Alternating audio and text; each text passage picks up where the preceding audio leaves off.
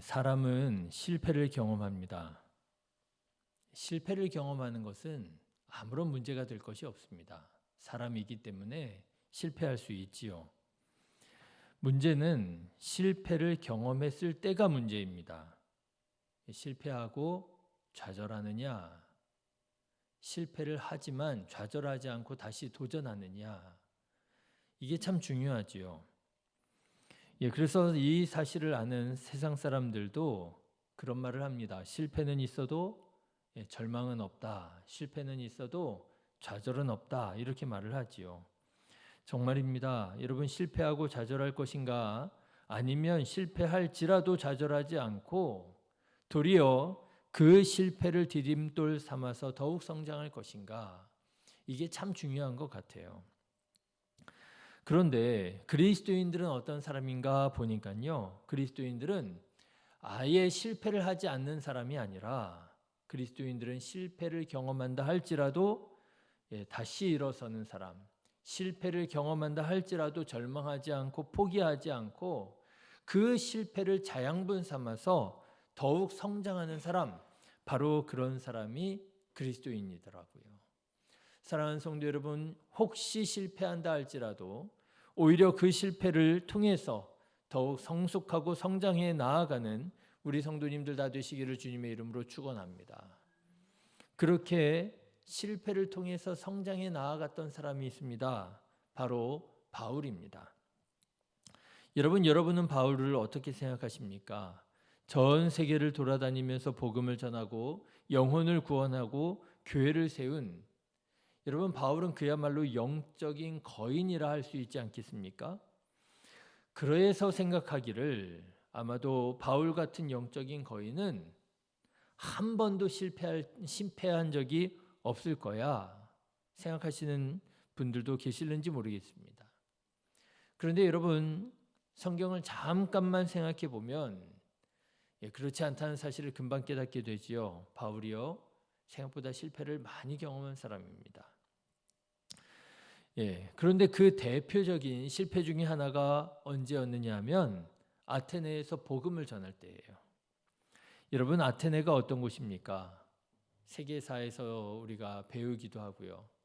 윤리 도덕 시간에 철학자들을 아리스토텔레스, 소크라테스 배우지 않습니까? 아테네라고 하는 곳이요, 고대 철학의 발상지로 로마 제국마저도 아테네의 철학과 문화를 존경하고 따랐을 정도로 그렇게 번성하고 유명했던 곳이 아테네입니다. 선교적으로도 아테네는 매우 중요한 곳이었지요. 그런 아테네가 복음을 받아들이고 예수를 믿는다고 생각해 보십시오. 얼마나 아테네의 영향권 아래에 있었던 많은 사람들과 도시들이 복음을 더욱더 열린 마음으로 받아들이지 않았겠습니까? 그런데 안타깝게도 바울은 아테네에서 전도의 열매를 많이 거두지 못합니다.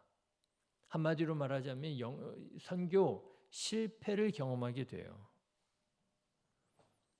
그러니 당시 바울의 마음이 어땠겠습니까? 선교적으로 매우 중요한 곳에서 선교 사역이 실패로 들어갔으니 아마도 사도 바울은 크게 실망했던 것으로 보입니다. 당시 바울의 마음을 엿볼 수 있는 말씀이 오늘 본문 3절의 말씀이에요. 여러분, 3절 말씀 한번 보실까요? 같이 읽어보실까요? 내가 너희 가운데 거할 때에 약하고 두려워하고 힘이 떨었노라. 여러분, 이때가 왜 어떤 때였는가 하면은요, 바울이 고린도에 거할 때 바로 그 직전에 머물렀던 곳이 아테네였던 거예요. 아테네에서 복음을 전하다가 영적인 선교의 실패를 경험하고 그리고 간 곳이 고린도였습니다. 그때의 마음이 어땠느냐? 아마도 이 3절의 말씀이 당시 바울의 마음이 아니었을까? 약하고 두렵고 떨었노라. 여러분 보십시오. 사도 바울 같은 영적 거인도 실패를 경험했습니다. 실패를 경험하고 이렇게 약하고 두려워하고 떨었더라고 하는 거예요. 그런데 바울은 그야말로 영적인 거인이 맞았습니다. 왜요? 실패를 한 번도 경험한 적이 없어서 영적인 거인이 아니라 이렇게 쓰라린 실패를 경험했지만 좌절하지 않고 절망하지 않고 포기하지 않고 다시 일어나서 끝까지 사명을 감당했기 때문에 그렇습니다. 자, 여러분 오늘 본문의 말씀을 보십시오. 오늘 본문의 말씀은 말씀드린 것처럼 바울이 아테네의 쓰라린 실패를 경험하고도 고린도에 갔을 때 쓴 편지예요. 그런데 그때 바울은 고린도 교회 성도들에게 이렇게 말합니다. 1절 말씀을 한번 보십시오. 같이 읽어보실까요? 형제들아, 내가 너희에게 나아가 하나님의 증거를 전할 때에 말과 지혜의 아름다운 것으로 아니하였나니, 그렇게 말합니다. 자, 여러분 이상하지 않습니까? 복음을 전하러 간 거예요. 그런데 복음을 전하러 가는데 사도 바울이 어떻게 복음을 전했느냐? 말과 지혜의 아름다운 것으로 하지 않았다는 거예요. 이상하지요? 우리가 복음을 전할 때 어떻게 전해야 되겠습니까? 그래도 복음을 듣는 사람들이 그래도 잘 받아들일 수 있도록 말을 잘해야지요. 지혜롭게 말할 줄 알아야지요. 괜히 복음 전한다고 하다가 신경 거스르고요. 그들의 전통과 그들의 문화에 반대되는 것들을 말하고 그러면은 복음을 전하기도 전에 어떻게 되겠습니까? 마음의 문이 닫히고 오히려 상처받고 오히려 적대시 여김을 받지 않겠습니까? 말과 지혜의 아름다운 것으로 전해야지요. 그런데 사도 바울은 그렇게 하지 않았다는 거예요. 왜 사도 바울은 말과 지혜의 아름다운 것으로 고린도 교회 성도들에게 복음을 전하지 않았느냐? 이 바울의 말을 제대로 이해하기 위해서는 방금 전에 말씀드린 당시 바울의 상황을 이해할 필요가 있습니다. 일전에 바울이 아테네에서 실패를 경험했다고 하지 않았습니까? 그 실패가 얼마나 쓰라렸던지 고린도 교회에 왔을 때 그의 마음은 두렵고 떨렸다라고 하는 것 아닙니까? 그런데 바울은 두렵고 떨기만 한 것이 아니라 어떻게 하지? 이제 사람들 앞에서 복음을 전하는 게 너무 두려워. 떨기만 한 것이 아니라 사도 바울은 그가 왜 아테네에서 복음 전도가 성공적이지 못했는지를 돌아보았던 모양입니다. 돌아보니까 어때요? 바울이 아테네에서 복음을 전하는데 어떻게 전했느냐? 말과 지혜의 아름다운 것으로 전하려고 했더라고 하는 것입니다. 여러분, 아테네 많이 들어보셨죠? 그리스의 수도가 아닙니까? 올림픽 같은 거 할 때 아테네에서 성화봉송하고 그러잖아요. 그런데 여러분, 아테네라고 하는 말의 뜻이 뭔지 아십니까? 아테네라고 하는 말의 뜻. 아테네라고 하는 이름이 어디서 왔느냐면 지혜와 전쟁의 신인 아테나 여신의 이름을 따서 지어진 게 아테네예요. 그러니까 아테네 사람들은 뭐를 추구하는 사람들이냐?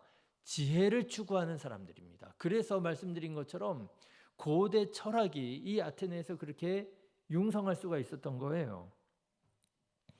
그래서 바울은 그런 아테네 사람들에게 복음을 전할 때 어떻게 전해야 된다고 생각했다고요? 지혜롭게 전해야 된다고 생각을 했던 모양이에요. 말과 지혜의 아름다운 것으로 전해야 이 사람들이 알아듣겠구나. 여러분 아시잖아요. 사도 바울이 공부 아주 많이 한 사람이거든요. 가말리엘 문화에서 공부를 하면서 말하자면 천재였고 영재였고 수재였습니다. 그러니까 사도 바울이 어느 정도 자신이 있었던 것 같아요.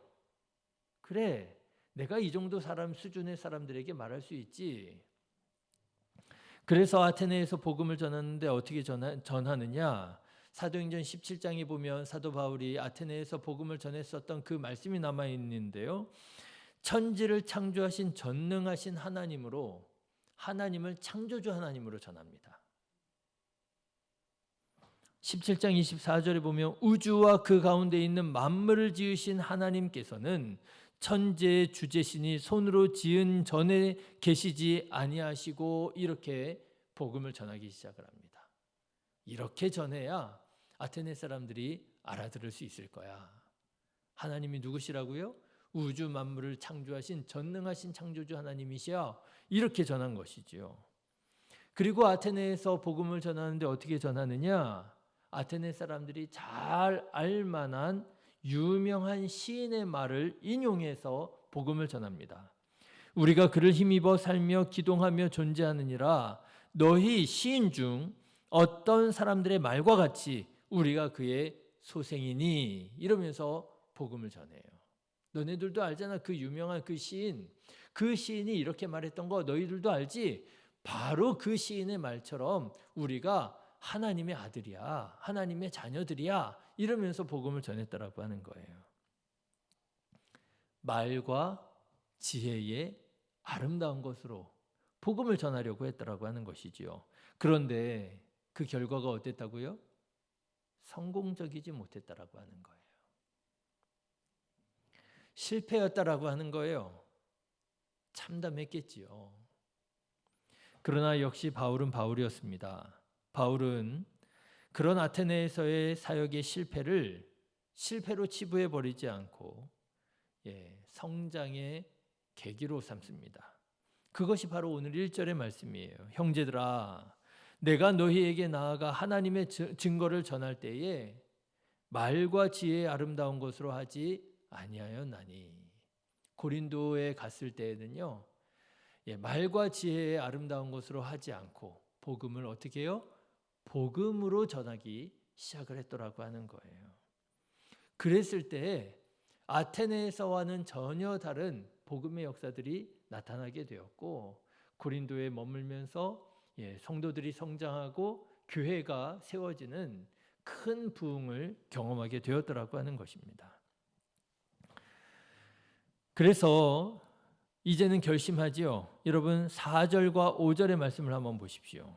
4절과 5절도 사도 바울이 어떻게 바뀌었는지를 말합니다.